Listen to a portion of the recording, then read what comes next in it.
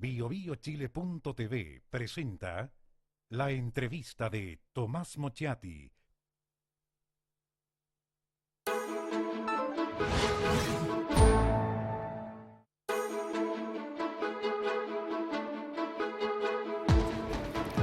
Buenas noches, eran las 4 de la mañana cuando personas atacaron una empresa de transporte ahora en la región de Los Ríos, la empresa Sotracer, y quemaron 29 camiones.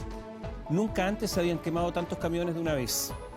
En los últimos 4 años, 209 camiones. En los últimos, del 97 al 2017, 297 camiones. Esto va increciendo.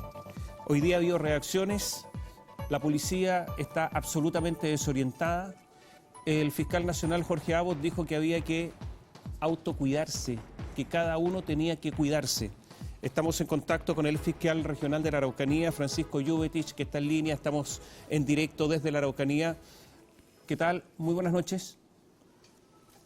Muy buenas noches, Tomás. A ver, lo primero, esto era previsible porque con respecto al atentado anterior, el del 19 de agosto, ese sábado, usted dijo que esto era previsible y que podían tomarse medidas, por lo tanto, para resguardar estos lugares. ¿Esto era nuevamente previsible? Bueno, Tomás, lo que yo he sostenido y lo avalan los antecedentes de cómo se han sucedido este tipo de hechos es que no solamente vamos a recordar los dos de este mes de agosto, sino que también tenemos presente el de marzo pasado, a 10 kilómetros a la salida norte de Temuco, colindante con una compañía cervecera. También allí se quemaron más de una decena de camiones. La verdad es que estos 3 hechos de este año ya suman 50 o algo más. Son lugares de acopio de este tipo de transporte que evidentemente son ya un lugar, digámoslo así, predilecto para los efectos de los actos de violencia y particularmente la quema múltiple. No olvidemos que estos sucesos se han desarrollado en el tiempo con variaciones, y las variaciones implican que en un comienzo eran ataques a camiones individuales en caminos rurales. Luego se trasladaron a la ruta 5 Sur, en un tramo de aproximadamente 100 kilómetros. También se ha hecho presente en caminos laterales, como por ejemplo desde Traiguén hacia Lumaco, hacia Capitán Pastene. Y también tenemos en la orientación de la parte sur, ¿no es cierto?, de la región del Biobío, que es desde Cañete hacia Tirúa. De modo entonces que, en mi concepto, no solo la multiplicidad, sino que la reiteración de actos de esta naturaleza obligan a tener una exigencia mayor, no solo en seguridad pública, sino que también en este caso en la naturaleza de los hechos que tienen, ¿no es cierto?, que ser previstos adecuadamente por las policías. Luego del atentado del 19 de agosto, la ministra vocera Paula Narváez dijo lo siguiente, lo leo textual: los trabajos de inteligencia y la labor de las policías están siempre realizándose con el máximo de rigor. Por cierto, son las policías y su trabajo coordinado lo que permite abordar estas situaciones. Nosotros creemos que no por un hecho puntual como este se puede hacer un juicio generalizado. O sea, dice que hay máximo de rigor y que lo del 19 de agosto pasado fue un hecho puntual. Vocera de gobierno, información oficial del gobierno de la presidenta Michelle Bachelet. ¿Qué opina usted? Bueno, lo cierto, Tomás, es que los hechos desmienten, entiendo, esta declaración, por cuanto, en primer lugar, no se trata de un hecho puntual. Este solo mes ya, frente a la audacia, ¿no es cierto?, de estos grupos violentistas, tenemos 2 de trascendencia. Son quizás los que han llamado poderosamente la atención por el número de vehículos de transporte siniestrados. Pero si uno, con los datos iniciales de esta entrevista que nos dieron a conocer, los más de 200 vehículos que han sido siniestrados efectivamente dan cuenta no de hechos puntuales. Y creo yo que esta política de minimizar las consecuencias y la reiteración de actos, lo único que hace es exacerbar precisamente la comisión de nuevos actos.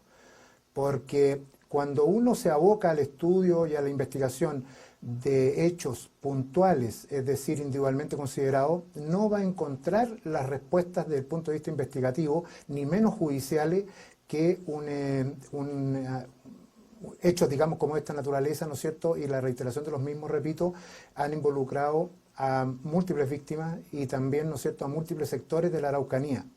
De manera que en la opinión que tengo desde el punto de vista profesional es precisamente que hay que ser más riguroso, más dedicado, con mejores elementos para poder precisamente prever este tipo de acciones. Recuerdo de que incluso hasta el representante de los camioneros aquí en Temuco, el señor Villagrán, señaló con ocasión de ese último hecho, no el de anoche, sino el anterior, que efectivamente habían noticiado de la existencia de varios sectores donde se acopiaban vehículos con el propósito precisamente de que se adoptaran medidas de protección por parte de la policía. De hecho, en la propia Ruta 5 Sur, recuerdo cuando se sucedieron hechos de quema de camiones, ataques directos con armas de fuego, etcétera. La propia Seguridad Pública, a través del Ministerio del Interior, ¿no es cierto?, estableció lugares donde los camiones podían pernoctar, descansar y mantenerse, ¿no es cierto?, a resguardo, por cuanto eran los mejores sectores o mejores lugares para que eso sucediera sin correr riesgo. Son sectores aledaños a la Ruta 5 Sur donde estos se encuentran. La pregunta que uno tiene que hacerse es que si el propio Estado, a través del gobierno, ¿no es cierto?, dispuso este tipo de medidas, es porque efectivamente le corresponde tomarlas desde el punto de vista de la seguridad pública. Hoy día habló Jorge Abot, el fiscal nacional, después de este ataque a estos 29 camiones destruidos. Y dijo, quiero ser bastante claro, yo pienso que los empresarios tienen una responsabilidad importante en la custodia de sus bienes, particularmente en una zona donde sabemos el nivel de riesgo que existe. ¿Cómo los van a cuidar? ¿Con guardias armados? Porque aquí hay personas armadas las que atacan. ¿Qué pretende el fiscal nacional? ¿Cómo se puede interpretar esto? ¿La autodefensa? ¿La autotutela? ¿Se terminó el contrato social? ¿Es manifestación del fracaso del Estado? ¿Todos tenemos que defendernos? ¿Con qué medios nos vamos a defender o se van a defender ellos? ¿Cómo es posible que el Estado, y este es el reconocimiento a lo mejor de que el Estado no es capaz de resguardar el Estado de Derecho de la defensa y llama a los particulares, a los empresarios a autodefenderse? ¿Qué es esto? ¿Cuál es su opinión? Bueno, Tomás, yo lo que la mirada mía y en relación a las palabras del fiscal nacional son de comprenderlas en cuanto a que evidentemente que hay actividades que requieren de algunas medidas de protección adicionales, como en su momento fueron los bancos, como en su momento no hicieron los cajeros automáticos. Bueno, y en ese orden de ideas precisamente el gobierno, a través de mesas de trabajo, ¿no es cierto?, logró mejorar las condiciones de protección y cuidado de esos bienes. La verdad es que en el caso particular del transporte, y específicamente de los vehículos de carga, resulta bastante dificultoso efectuar, ¿no es cierto?, este tipo de protecciones, porque si lo vemos individualmente, querría decir de que cada camionero, cada conductor y su personal a cargo deberían andar con medios, ¿no es cierto?, en este caso armados, para los efectos de poder repeler los ataques, lo cual obviamente que en un Estado de Derecho como el nuestro es inadmisible. No podemos entregarle a cada persona, a cada empresa, el que tome autotutelajes, digamos, de esta naturaleza, no solamente por lo que significa, sino que por los riesgos personales que también corren.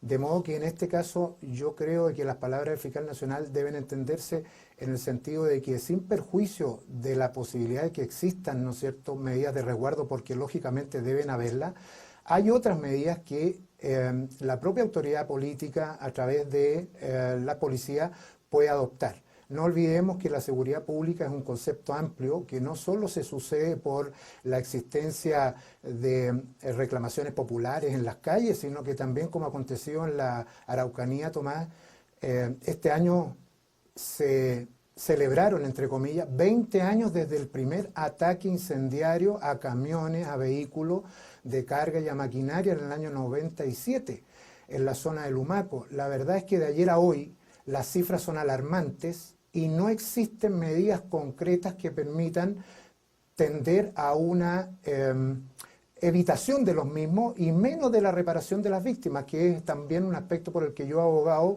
directamente, dado de que es el Estado el que en estas condiciones de inseguridad y de violencia que se vive en la zona de la Araucanía están obligados a propender. Y eso creo yo que es el tema de fondo, que es el que hoy día está descuidado. La verdad es que es difícil entender lo que ha pasado, porque resulta que aquí ha habido mesas de trabajo que fracasan. Se dicen que se van a instalar o se instalaron no sé cuántas cámaras de seguridad, pero siguen ocurriendo los ataques. Resulta que después no se encuentra ningún responsable de estos ataques a camiones, no pasa nada. No hay labor preventiva de carabineros o de otras policías. Al final, es un fracaso tras otro de todas las instituciones del Estado en que las personas, empresas y personas son víctimas.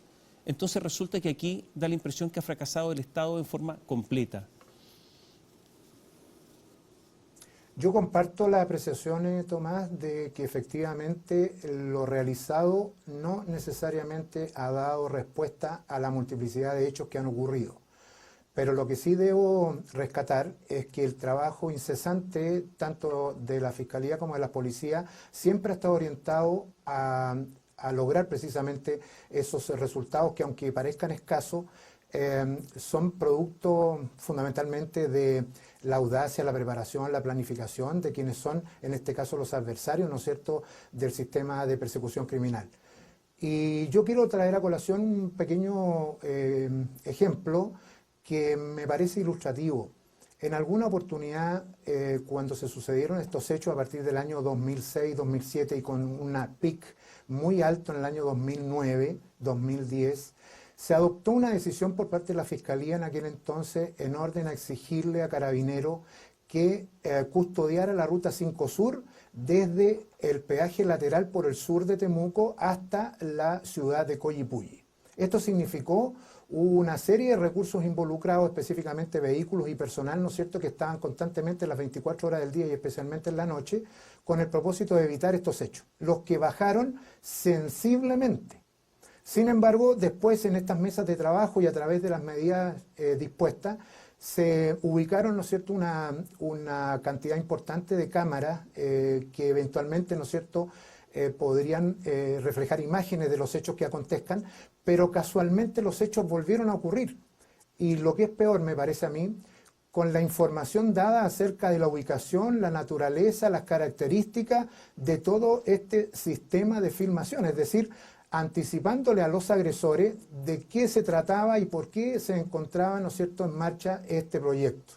La verdad es que a mí me da la impresión que una cosa es dar a conocer, ¿no es cierto?, las medidas que se toman, y otra cosa muy distinta es otorgarle elementos de juicio y de análisis precisamente a estos grupos muy planificados para que puedan realizar, ¿no es cierto?, los actos con total impunidad. De hecho, en varias ocasiones en la Ruta 5 Sur ha habido hechos en que las cámaras no han estado presentes, porque estas también tienen una diferencia en cuanto a la ubicación en la que se encuentran, ¿no es cierto?, dentro de la Ruta 5, de manera entonces que es muy probable encontrar lugares ciegos donde proceder, ¿no es cierto?, a actos de violencia sin poder ser registrados por estas cámaras. Ese pequeño ejemplo, Tomás, me parece a mí que es una muy buena medida en orden a cómo no necesariamente hacer las cosas, sino que cómo complementar con aquellas otras que ya existen, de modo de no sustituir unas por otras, sino que enriquecerlas. Y creo que esas medidas son las que en definitiva van a terminar por prosperar para reducir o, como lo quieren todos aquí en la Araucanía, ¿no es cierto?, dejar en cero todo este tipo de actos. ¿Hay grupos con entrenamiento paramilitar en la región? ¿Hay grupos que tengan contacto con otros grupos extranjeros que tienen ese tipo de entrenamiento?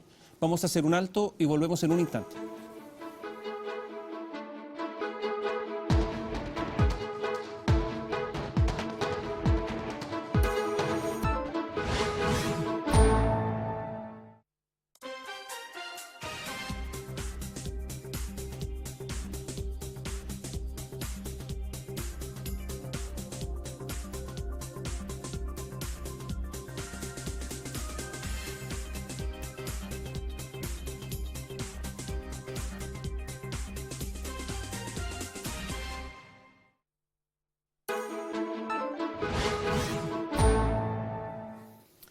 Antes de ir a la pausa, le preguntábamos a Francisco Jovitich, ex fiscal regional de la Araucanía, si es que aquí en grupos terroristas o no, o que algunos dicen que son terroristas, le vamos a preguntar a él si esto es terrorismo, ¿hay entrenamiento paramilitar? Si es que además hay contacto con grupos extranjeros, si es que hay grupos terroristas y si este acto, el último, el atentado de esta madrugada, es un acto terrorista. Son 4 preguntas al hilo para Francisco Jovetic. Bueno, espero responderlas en el orden. Tomás, yo lo que puedo dar cuenta es que durante investigaciones que se han desarrollado en la zona de la Araucanía y también en el Biobío, han existido antecedentes desde hace años relacionados con la preparación, digamos, paramilitar de grupos que utilizan las armas, el entrenamiento físico y también otro tipo de instrucción desde la perspectiva ideológica, por ejemplo, que logran sustentarlos en el tiempo, dado que no es posible entender que si esto lo pudiéramos visualizar como una especie de oficio, el de realizar, ¿no es cierto?, constantemente acciones violentistas, quemas de todo tipo de elementos y que no puedan ser ubicados desde el punto de vista personal o grupal. La verdad es que eso demuestra una preparación mucho más allá que un simple encuentro de personas, ¿no es cierto?, para realizar un determinado acto, un determinado hecho. Esto es mucho más profundo, mucho más delicado. Nosotros investigamos, y eso también fue motivo, ¿no es cierto?, de información pública a través de antecedentes que se proporcionaron por el gobierno de Colombia en su tiempo, la presencia de personas chilenas en Colombia y particularmente en la selva colombiana, en la zona que delimita con Ecuador. Campamentos de FARC próximos a ese sector, a lo menos unas 8 personas que viajaron desde Chile, que se pudo comprobar su itinerario, ¿no es cierto?, vía terrestre a través de los pasos fronterizos regulares con sus propias identificaciones a partir del año 2004, con diferentes periodos de tiempo de estadía en el extranjero, pero con su destino final Colombia.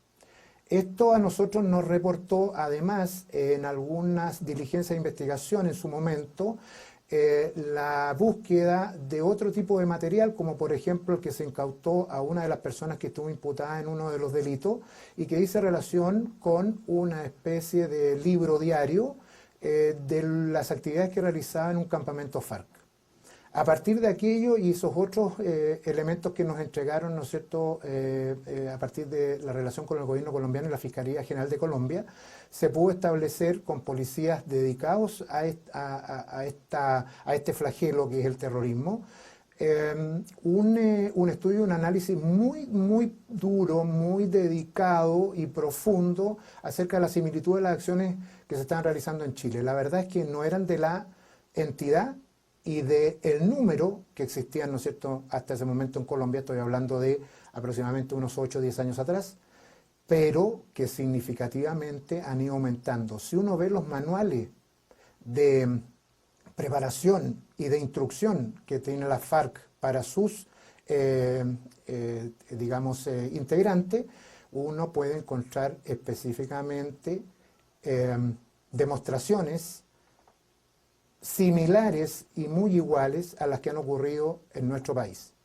Cito al ejemplo lo ocurrido con el fiscal Elgueta en su momento, ¿no es cierto?, y su comitiva policial, en que fueron emboscados aproximadamente una decena de vehículos policiales, Tomás, en la zona, ¿no es cierto?, cercana a Puerto Choque, y en que en un país como el nuestro, un acto de esa naturaleza, en que grupos armados y perfectamente orientados y planificados al fin perseguidos, lo hicieron.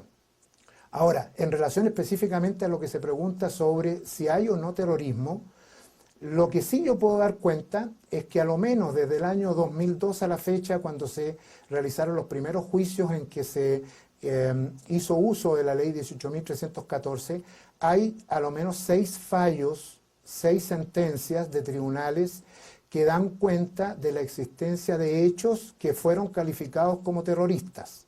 Eso da cuenta y demuestra que efectivamente en nuestra región ha habido hechos terroristas porque así lo han calificado tribunales de nuestra república. De este modo, el discutir si hay terrorismo o hay actos terroristas, en mi concepto, pasa a un segundo plano porque ya existen estas decisiones judiciales que afianzan la tesis de que los actos juzgados, en al menos esas 6 sentencias, repito, sí fueron considerados, ¿no es cierto?, de naturaleza terrorista.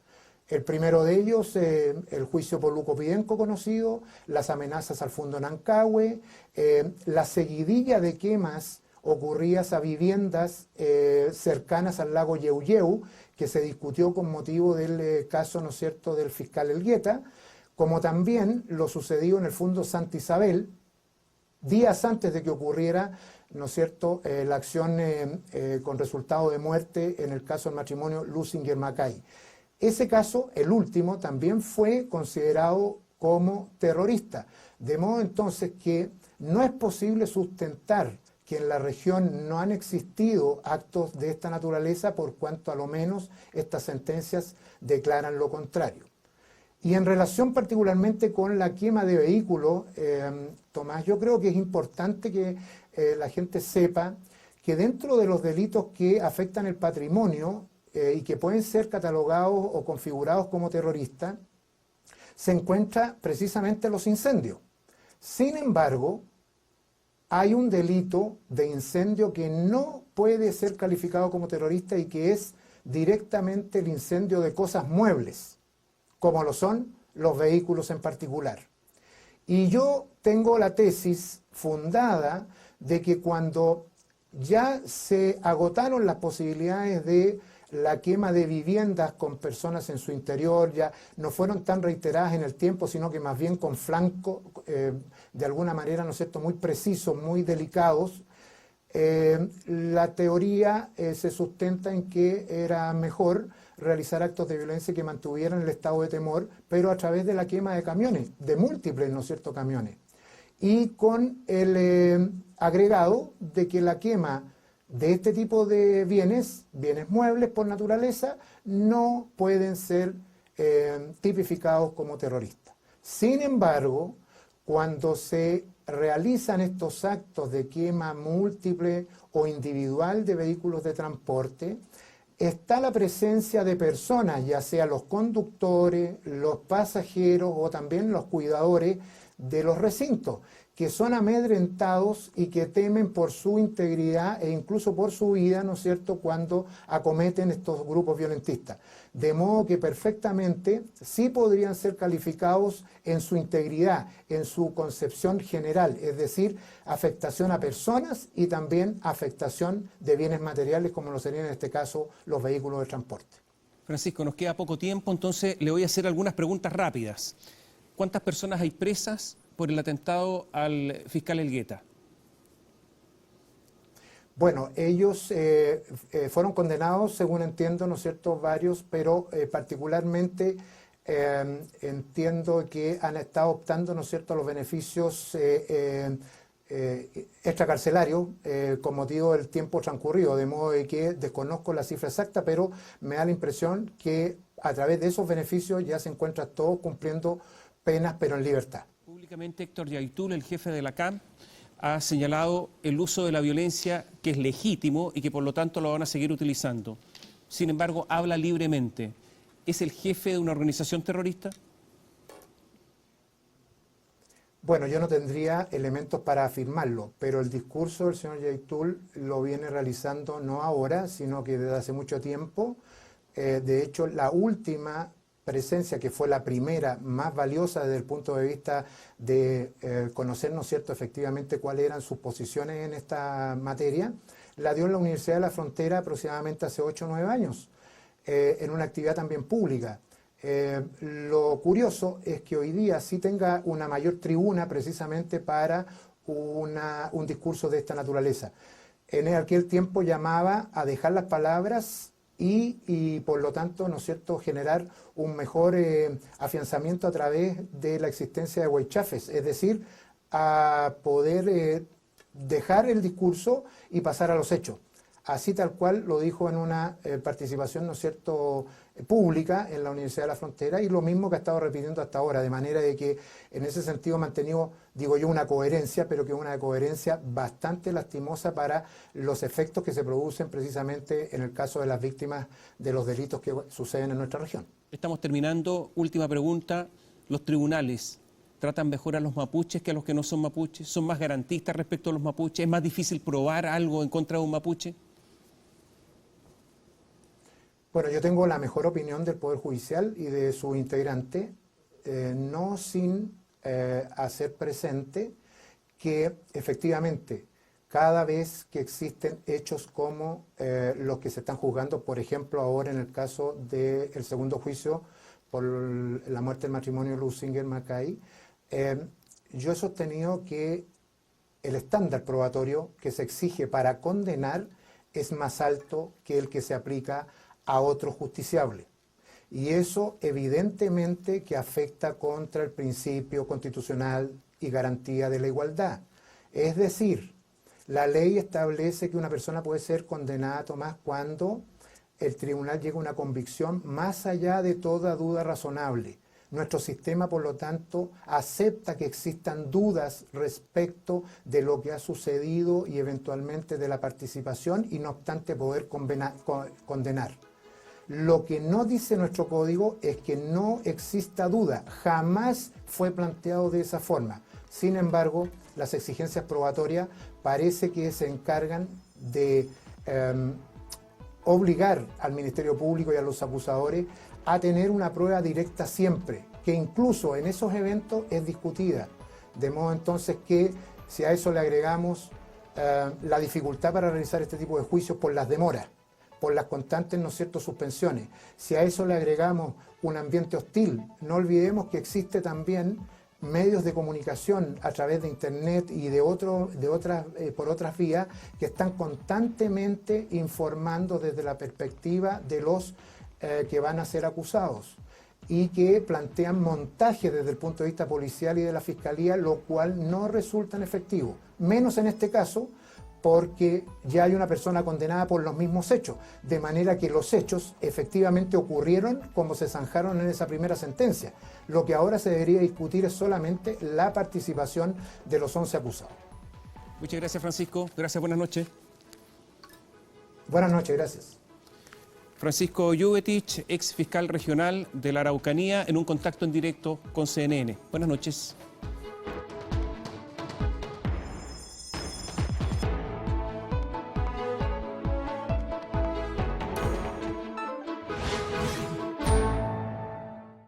BioBioChile.tv presentó la entrevista de Tomás Mochiati